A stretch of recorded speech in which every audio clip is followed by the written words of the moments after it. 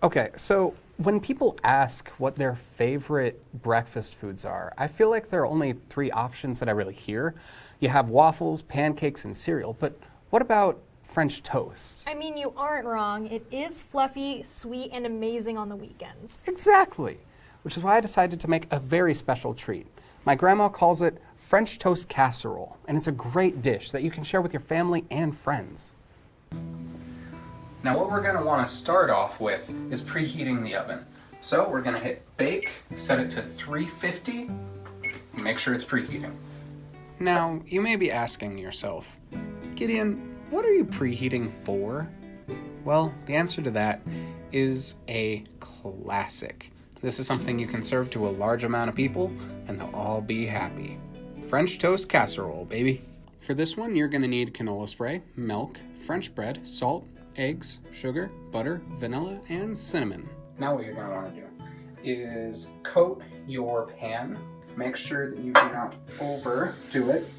Next, we're going to take our bread and we're going to cut it into roughly 2-inch pieces. Next, we're going to want to cut our bread in half lengthwise.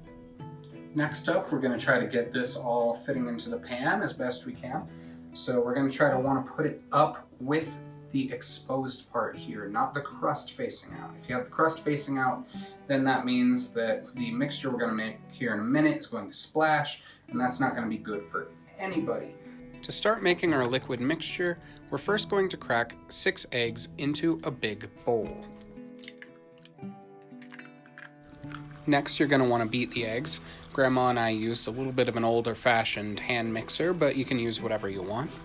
Once we're done whisking our eggs, we're going to want to put 3 cups of milk into a measuring cup. Once you have your milk in the mixing cup, you add 4 teaspoons of sugar, followed by 3/4 of a teaspoon of salt. And then we're back to the wets with 1 1/4 tablespoons of vanilla. Next, we're going to take a spoon here and just stir, make sure that everything gets incorporated, no sugar just sticking on the bottom. And then we'll gently pour our milk mixture in with our eggs. After that, we're going to mix all of these ingredients very thoroughly so that we ensure that it's all a singular color. Next, what we're going to want to do is pour our mixture over all of the bread.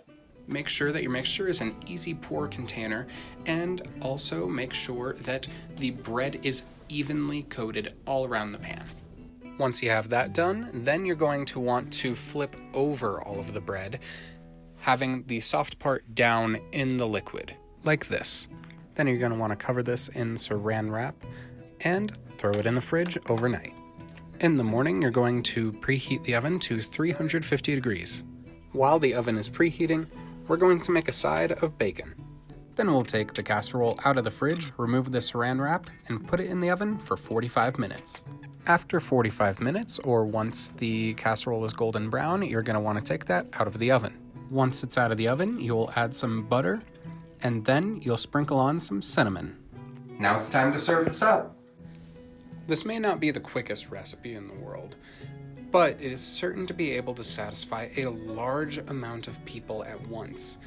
With overnight preparation, you're able to get it done the night before, and you don't have to worry about breakfast for a lot of people in the morning. So, sit back, relax, and bon appetit!